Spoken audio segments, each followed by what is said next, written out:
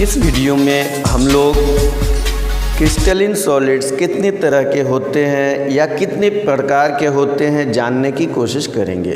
Crystalline solids 4 types के होते हैं। Number 1 ionic solids, number 2 molecular solids, number 3 network solids और covalent solids and number 4 metallic solids. इस picture में हम देख सकते हैं कि चारों तरह के क्रिस्टलिन सॉलिड्स किस तरह से हैं।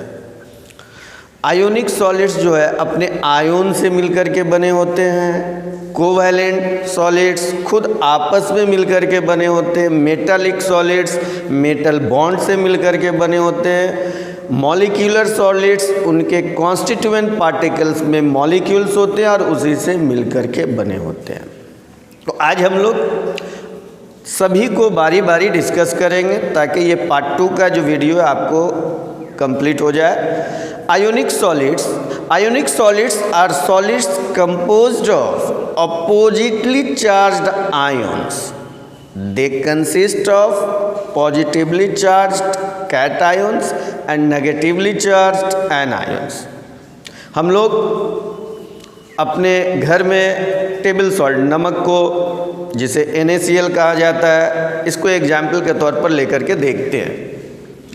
NaCl एक आयोनिक बॉन्ड बनाते हैं। इसके अंदर सोडियम पहले हम लोग डिस्कस कर चुके हैं, इसका एटॉमिक नंबर 11 है और क्लोरीन इनका एटॉमिक नंबर 17 है। इसके आउटर मोस्ट सेल में क्लोरीन में एक कमी होती है, सोडियम में एक ज़्यादा होते हैं। आपस में ये दोनों आदान प्रदान करते, मतलब सोडियम एक डोनेट करने के बाद खुद को पॉजिटिव कैटायन बना लेता है, क्लोरीन एक लेने की वजह से खुद को नेगेटिव एनायन बना लेता है। तो दोनों कैटायन एनायन दोनों हो चुके हैं। अब क्या होगा, ये दोनों के अंदर में एक इलेक्ट्रोस्टैटिक फोर्स होती है जिससे ये जुड़े होते हैं, खींचे होते हैं। नेगेटिव पॉजिटिव को टानेंगे और पॉजिटिव नेगेटिव को टानेंगे। इस तरह से खींचातानी में एक दूसरा से ये लोग जुड़ जाते हैं। सोडियम के पास जो एक इलेक्ट्रॉन डोनेट किया तो वो खुद को अपने आप को पॉजिटिव आयन बना लिया और क्लोरीन ने लिया इसलिए वो नेगेटिव आयन बन गया। अब ये दोनों मिलकर के अपने आप को ये एक आयोनिक बॉन्ड बनाए, इसलिए इन्हें आयोनिक सॉलिड्स कहते हैं। देख सकते हैं कि ब्लू कलर जो है वो क्लोरीन है, जबकि ग्रीन कलर जो है सोडियम है और एक दूसरे से टाइटली क्लोज्ड है। अब अगर इसको पानी में डाला जाए तो ये टूट कर डिज़ोल्व हो जाते हैं। देखिए किस तरह से हो रहे हैं और इलेक्ट्रिक करंट भी इससे पास हो सकती क्योंकि इनके अंदर अब एक लचीलापन आ चुका है।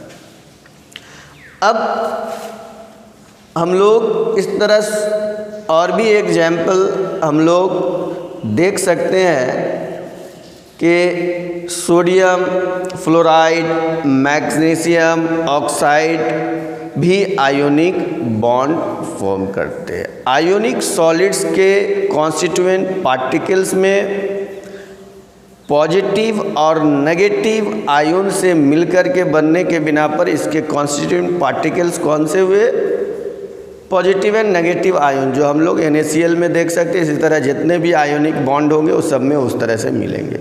एग्जाम्पल के तौर पर कौन कौन हो सकता है, सोडियम क्लोराइड है, लिथियम फ्लोराइड है, मैग्नीशियम ऑक्साइड है, जिंक सल्फाइड है, कैल्शियम फ्लोराइड है। अगर इसके फिजिकल नेचर की बात करें तो ये हार्ड होते हैं मगर चमकीले भी होते हैं। ये सॉलिड स्टेट में इंसुलेटर होते हैं, लेकिन जैसे ही इसको पानी में घुलने के लिए छोड़ दिया जाए, मोल्टेन स्टेट में डाला जाए तो इसके अंदर इलेक्ट्रिकल पावर आ जाता है।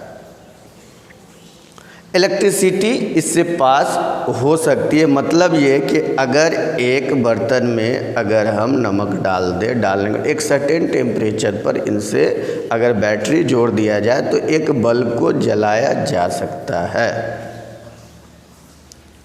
इसके मेल्टिंग पॉइंट हाई होते हैं, ये इलेक्ट्रोस्टैटिक और कोलम्बिक फोर्स के जरिए क्लोज्ड रहते हैं। ये पोलर सॉल्वेंट यानी पानी में सॉल्युबल है, मतलब घुल सकते हैं, और नॉन पोलर सॉल्वेंट जैसे ईथर में नहीं घुल सकते, इसमें इनसॉल्युबल है। अब हम लोग मॉलिक्यूलर सॉलिड की बात कर लेते हैं। The solids in which the constituent particles are molecule, ठीक से जानेंगे, उसमें आयन था, यहाँ पर ये मॉलिक्यूल्स है, सीधी बात है। मॉलिक्यूलर सॉलिड्स में कॉन्स्टिट्यूएंट पार्टिकल्स क्या होगा, मिलने वाला जो पार्टिकल्स होगा वो मॉलिक्यूल के जरिए से मिल करके बनेगा। इसके नेचर के हिसाब से इनको सब डिवाइड किया जा सकता है फर्दर 3 पार्ट्स में। पहला नॉन पोलर मॉलिक्यूलर सॉलिड, दूसरा पोलर मॉलिक्यूलर सॉलिड, तीसरा hydrogen bonded molecular solid. Non polar के कॉन्स्टिट्यूएंट पार्टिकल्स में नोबल गैस ज़्यादातर होते हैं और ये 2 सिमिलर एटम से मिलकर के बने होते हैं। नॉन कंडक्शन ऑफ इलेक्ट्रिसिटी, इससे इलेक्ट्रिसिटी पास नहीं होगी। इसके अंदर जो फोर्स से ये जुड़े होते हैं उनका नाम अच्छे से याद किए, लंदन डिस्पर्सन फोर्सेज। अब इसको हम लोग जैसे हम लोग देख सकते हैं हाइड्रोजन में कि ये 2 सिमिलर आइटम से मिलकर के बनते हैं। आर्गन भी है, हेलियम भी है, आयोडीन भी है। पोलर में आ जाते हैं। नॉन पोलर में 2 सिमिलर एटम है, पोलर में 2 अलग एटम से जुड़ करके बनते हैं। इसमें हम देखें HCl, क्लोरीन के आउटर मोस्ट में 7 है तो 1 इनको ज़रूरत है। हाइड्रोजन के आउटर मोस्ट में 1 है, लेकिन और 1 लेकर के इसको ऑक्टेट बनना है, मतलब और 1 लेकर के स्टेबल बनना, ऑक्टेट ने स्टेबल, और क्लोरीन को ऑक्टेट स्टेबल बनना है। तो दोनों आपस में क्या करेंगे, एक दूसरे के इलेक्ट्रॉन को लेकर के पूरा करेंगे और इस तरह से ये पोलर सॉलिड्स हो जाएंगे। थर्ड वन है hydrogen bonded molecular bond. Hydrogen bond में नॉन कंडक्शन ऑफ इलेक्ट्रिसिटी होगा, जैसे वाटर, आइस। इसके अंदर में वो सारी बातें हम लोग देख सकते हैं कि इसमें एक नॉन कंडक्शन ऑफ इलेक्ट्रिसिटी है और ये हाइड्रोजन बॉन्ड से जुड़े होते हैं। हम लोग इसके बाद में कोवैलेंट और नेटवर्क सॉलिड्स को डिस्कस कर लेते हैं।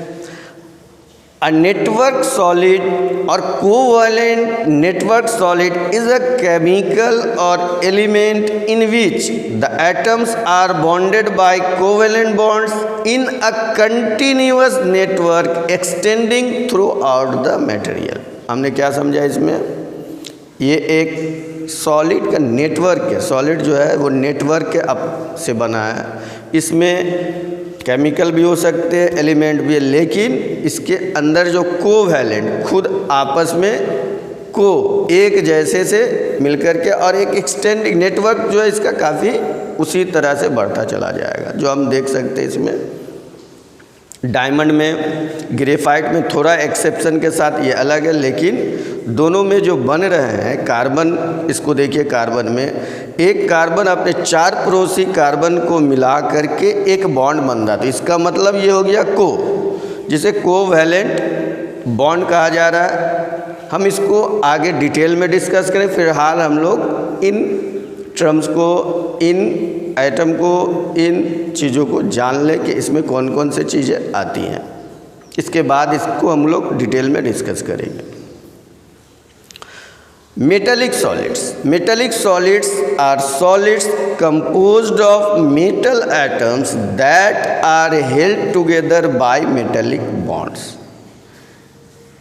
एक मेटल जिसे हम आयरन को ले लेते हैं। हर एक एटम के आपस में वो आयरन से ही जुड़ेंगे और इनके आउटर मोस्ट सेल में जो चीज़ें होंगी वो इलेक्ट्रॉन को इन्फ्लुएंस करेंगे। इलेक्ट्रॉन इन्फ्लुएंस होने के बाद में ये फ्री होना शुरू हो जाएंगे। फ्री होना शुरू होने के बाद थोड़ा लूज होंगे। लूज होने के बाद इनके अंदर एक sea of electron side by side आ जाएगा, इसके बीच में आ जाएगा। इसके अंदर जो जगह गैपिंग होगा उसमें सी ऑफ इलेक्ट्रॉन। तो किस में पाए जाते हैं इसको याद रखना है हमके, जिसकी वजह से इसके अंदर इलेक्ट्रिक करंट भी पास हो जाएगी। तो इस तरह से दोस्तों हमने इस चैप्टर्स में तमाम तरह के सॉलिड्स को, क्रिस्टलिन सॉलिड्स को हमने देखा। अब इसके नेक्स्ट चैप्टर में और इसको डिटेल में हम लोग बात करेंगे। आप पार्ट 3 को ज़रूर देखेंगे इस चैनल में। और इस वीडियो के ज़रिए से हम तो एक साइड बाय साइड डेफिनेशन आपको प्रस्तुत करते, प्रेजेंट करते कि वो आप याद भी कर लें, और दूसरा है कि उसकी जो डिटेल्स है उसको भी देते हैं। आपको ये चैनल अगर अच्छा लगता हो तो आप ज़रूर सब्सक्राइब करें, लाइक भी करें और बेल आइकन को ज़रूर प्रेस करें। धन्यवाद।